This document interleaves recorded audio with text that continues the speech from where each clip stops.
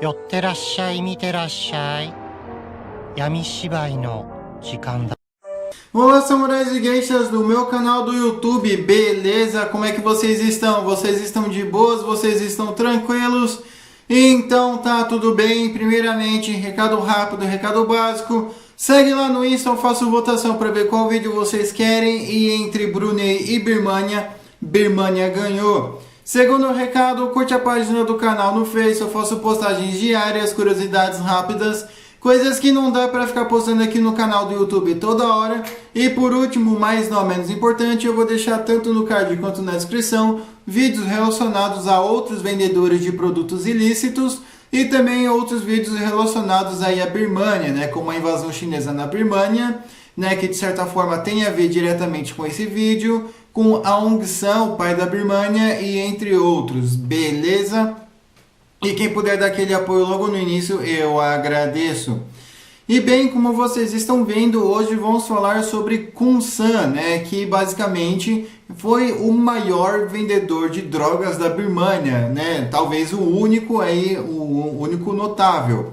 E uma coisa que eu esqueci de comentar, que eu também vou deixar um vídeo aí sobre o Laos que ele participou diretamente. Mas afinal, você está falando de vendedor de droga da Birmania, já falou que ele participou da guerra do Laos.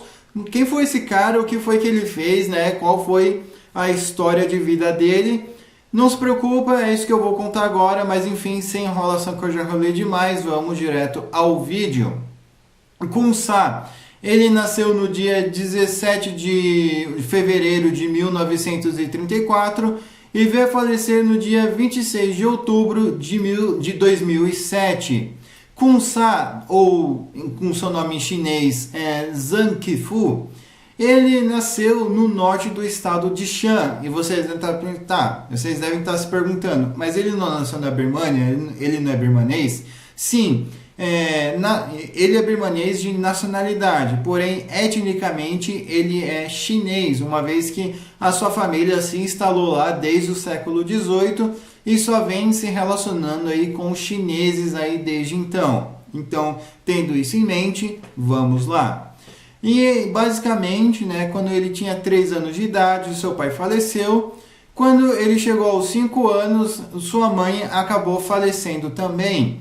Então ele acabou sendo criado aí com seu avô em uma vilinha também, que não eram grandes coisas, e ele nunca teve contato com a escola.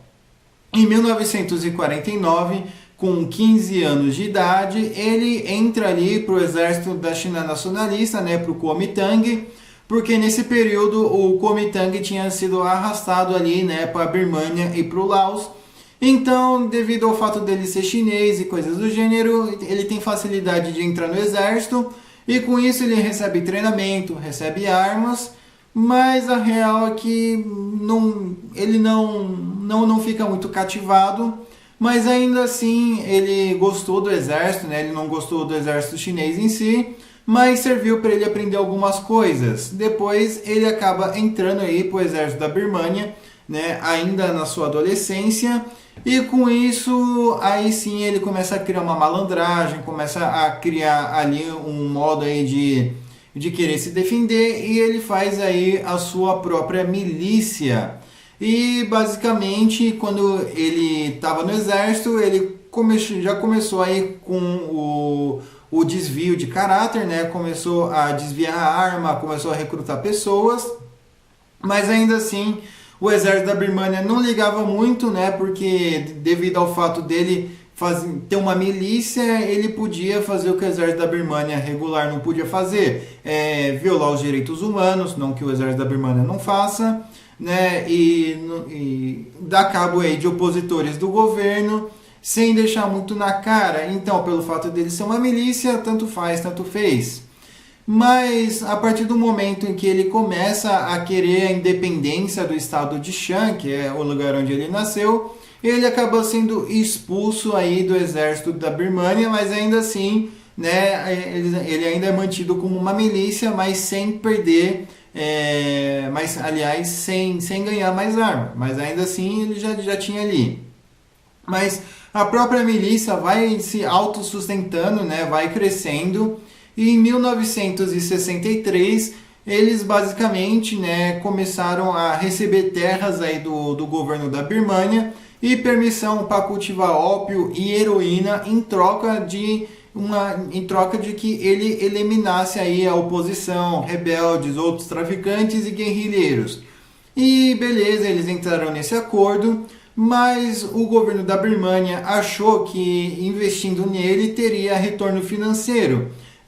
Como por exemplo, pagar agentes do governo, pagar soldados e esse dinheiro aí voltar para a mão do Estado, só que não foi isso que aconteceu, né? Devido a ele cultivar drogas ali, ele basicamente se desviou, e não que ele já não tenha se desviado antes, mas ele basicamente começou a comprar armas ilegais da Tailândia, dos Estados Unidos, do Laos, do Vietnã, e começou a usar esse dinheiro para recrutar pessoas, afinal ele tinha dinheiro para pagar um salário, comida, e com isso ele foi se armando, e a partir desse momento ele já virou basicamente o maior traficante aí do Laos, já que não tinha tanta oposição, e a oposição que tinham eram traficantezinhos menores. Mas, né, ele ainda foi seguindo, e não ironicamente, ele já estava tão bem armado que ele já estava mais bem equipado que o próprio exército regular do Laos, que já tinha uma existência muito antes dele. Mas, enfim, né, o que aconteceu foi o quê? Aconteceu foi que ele foi criando coragem, não foi tendo medo. E em 1967 aconteceu a Guerra do Ópio do Laos, né? Onde ele acaba avançando para cima do exército da China nacionalista e para cima do exército do Laos. Mas ele acaba tendo a pior, né? Ele acaba tendo uma baixa aí de 800 soldados, foi de base, e sem contar que a sua droga foi apreendida pelo exército real do Laos, e as suas refinarias espalhadas aí entre a fronteira da Birmânia e a fronteira do Laos foram todas destruídas aí pelo exército nacionalista da China, vulgo Kuomintang. Então ele acabou ficando no prejuízo. Mas ele não aceitou ficar no prejuízo e avançou novamente para cima do Kuomintang e para cima do exército do Laos. Mas esses exércitos, apesar de não estarem trabalhando em conjunto, né, cada um tinha a sua estratégia, eles faziam a emboscada para prender os traficantes aí do Khun Sa, a prender as drogas, e isso começou a não ficar rentável e fez com que o próprio Khun Sa desistisse de avançar aí para cima do Laos. E no dia 29 de outubro de 1969, o exército da Birmânia acaba prendendo Khun Sa no aeroporto a caminho da Tailândia, e com isso ele acaba ficando preso até 1974. Mas o porquê? Só isso. Isso se deve pelo fato, né, de que em 1973 os soldados aí da milícia do Khun Sa, eles literalmente acabam sequestrando alguns médicos soviéticos, e isso gera um baita problema, uma crise política entre a Birmânia e a União Soviética, né, que eles começam a negociar, e com isso eles concordam em soltar o Khun Sa em troca aí da soltura dos médicos soviéticos. E o que você deve estar pensando, mas o que eles estavam fazendo? Como que eles sequestraram médicos soviéticos? Porque nesse tempo tinha muito médico soviético ajudando os guerrilheiros aí do Laos e do Vietnã. Então eles aproveitaram dessa brecha aí para sequestrar os médicos soviéticos. Então foi por isso que eles sequestraram médicos soviéticos, não que eles foram até a Rússia pegar os caras, tá? Então eles acabaram soltando o Khun Sa, só que o Khun Sa ele acabou pegando um certo exílio na Tailândia. E de lá ele ficou, e em 1981, e antes de eu falar o que aconteceu em 81, né, e a partir da Tailândia ele continuou administrando as vendas aí de ópio da Birmânia, ficando aí com 70% do total aí do ópio birmanês, ou seja, ele já tinha quase que um monopólio, ele já dominava mais da metade de todo o ópio nacional da Birmânia. Então, com isso, né, em 1981, ele acaba financiando a campanha política de um general tailandês, e ele dá literalmente, sem nada em troca, $50 mil. Só que isso tem um pequeno problema, porque a droga era tanta que começou a ir para fora. E onde que foi? Estados Unidos da América. Foi a partir daí que o negócio começou a ficar feio. Porque até então o consumo de ópio e heroína nos Estados Unidos era de apenas 5%. Quando ele começou a exportar toda essa droga lá para os Estados Unidos, o consumo aumentou em 75%, totalizando 80% aí, basicamente, de gente usando ópio e heroína em 1981.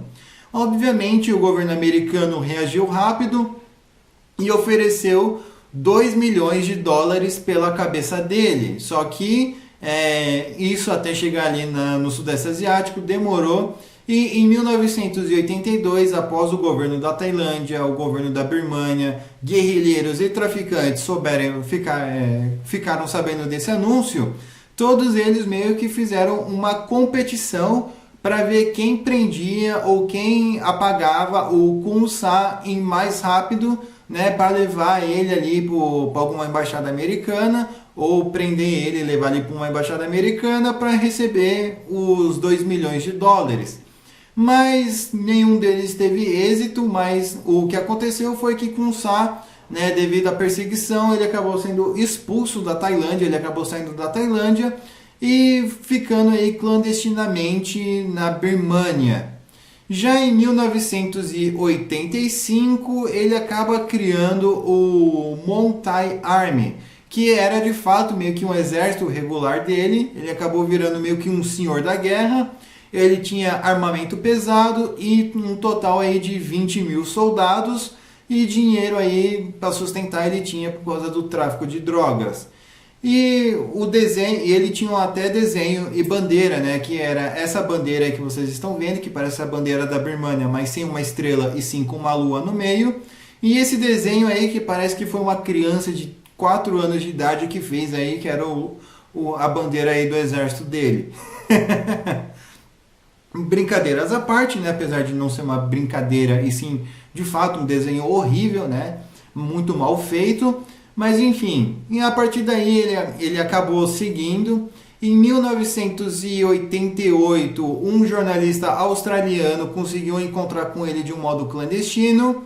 E aproveitando, né, que ele estava em contato com o jornalista, principalmente um jornalista australiano, ele entrou em contato com o governo da Austrália e falou que se o governo australiano quisesse toda a heroína e todo o ópio, podia ter em troca aí de 50 milhões de dólares em dinheiro. Mas obviamente, né, que o governo australiano, ainda bem que recusou essa oferta, o governo australiano falando que não negociava com traficante, muito menos ia dar dinheiro para um bandido igual a ele. Então ele acabou seguindo, né, e com isso, novamente, investindo em empresas, investindo em coisas, construindo, lavando dinheiro. Já em 1990, o Khun Sa, ele começou a perder prestígio. Aliás, minto, vamos retornar um pouco. E em 1987, né, o governo tailandês e o governo da Birmânia, eles acabam criando aí alguns documentos alegando que eles empacotaram o Khun Sa. E alegando que eles perderam pessoas, que eles usaram jatos, que eles bombardearam posições. E de fato eles fizeram tudo isso. Mas eles não apagaram Khun Sa. E isso foi desmentido. De fato, eles usaram bombardeios? Usaram para bombardear posições de outros traficantes. Perderam pessoas? Perderam para outros traficantes também. Né? E aprenderam drogas, aprenderam de outros traficantes. Mas o porquê que eles não fizeram nada com o Khun Sa? Justamente porque o Khun Sa estava construindo uma rodovia, uma estrada que ligava a Birmânia até a Tailândia. E como era do dinheiro do próprio Khun Sa, nem o governo tailandês, nem o governo da Birmânia precisaram gastar 1 centavo nessa construção, então para eles era lucro, né? Ah, mas o cara estava vendendo entorpecente. O governo, se não está saindo do dinheiro do bolso do governo, eles não estão ligando, eles não estão nem aí, independente de onde vem a construção. Como já dizia Deng Xiaoping, não importa a cor do gato, o que importa é que ele caça o rato. Então, como então, a partir desse momento, né, aí sim, né, voltando aí para 88, ele tenta negociar aí com o governo australiano e não dá certo. Já em 1990 ele acaba perdendo prestígio, justamente porque acabam tendo outras rotas de entorpecentes, outros traficantes começam a se destacar, a Tríade começa a entrar com força, a Yakuza também começa a investir em outros lugares, né? A América Latina já começa a ter outro tipo de destaque. Então, basicamente, as coisas começam a desmoronar para ele. Principalmente também no Afeganistão, né? Porque a venda de ópio ali no Afeganistão estava em alta e devido ao Afeganistão estar mais perto da Europa do que a Birmânia, isso fez com que o Kun-Sa perdesse prestígio aí por causa dos afegãos, né? Por causa da Lua Dourada, que é uma rota de tráfico semelhante ao Triângulo Dourado. Então, né, ele não tinha mais o que fazer, ele simplesmente, né, começou a perder dinheiro, né, porque ele estava pagando muito suborno, estava pagando pessoas, até que no dia 5 de janeiro de 1996, ele acaba se rendendo ao governo da Birmânia. Então, ele meio que faz um acordo, de certa forma, ele recebe uma prisão domiciliar, né? Mas ele também acaba dissolvendo o próprio exército que ele tinha, ou seja, o Mong Thai Army deixa de existir naquele mesmo exato momento, e com isso, né, os filhos dele, todas as empresas, todos os investimentos que ele tinha feito, ele acaba colocando aí no nome de outras pessoas, no nome de familiares, mas ainda assim ele meio que tipo fica aí com tudo, tá? Ele só coloca o negócio aí, o nome e tal, mas quem continua administrando, quem continua recebendo era ele.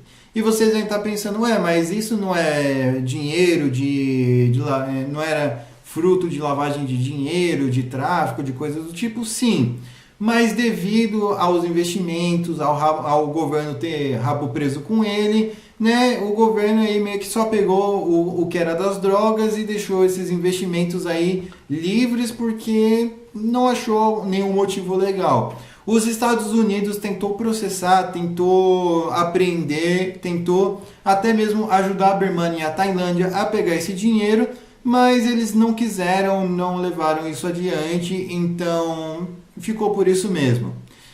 Tempo vai, tempo vem, até que no dia 26 de outubro de 2007, Kun-Sa acaba falecendo de causas desconhecidas. E ele foi cremado 2 dias depois e suas cinzas foram jogadas em um local aleatório. Muita gente acaba atribuindo, né, a morte de Kun-Sa a diversos fatores. Diabetes, pressão alta, né, por causa que ele vivia nervoso, vivia com medo, não sabia se alguém ia pagar ele, se alguém ia atrair ele em troca de dinheiro, então ele vivia estressado, não confiava em ninguém. Fumava direto, com isso ele acabou tendo diversos problemas respiratórios, então meio que ficou nisso, né? Ele acabou tendo diversos problemas de saúde, mas querendo ou não, a morte dele meio que não estava relacionado a isso, apesar que poderia estar impulsionada por isso, mas a morte dele em si ninguém sabe como foi e não tem como fazer autópsia, pois ele foi cremado às pressas 2 dias depois. Já as empresas e os investimentos que ele fez passaram tudo aí para os filhos dele. E hoje em dia os filhos dele aí são extremamente ricos aí na Birmânia. E apesar de tudo, os filhos dele em si não têm ligação, ou não sei, ou ninguém sabe, diretamente aí com o tráfico de drogas. Beleza? Mas enfim, espero que vocês tenham gostado desse vídeo. Não se esqueça de curtir, compartilhar, se inscrever. Você já conhecia o Kun-Sa? Você já tinha ouvido falar dele? Sim? Comenta aí. Não? Comenta aí também. Beleza? Quem puder dar aquele apoio, eu agradeço. Quem puder ver os vídeos tanto do card quanto da descrição também, eu agradeço. Quem puder me seguir no Insta, nas minhas outras redes sociais, tamo junto. Beleza? Falou aí, fui!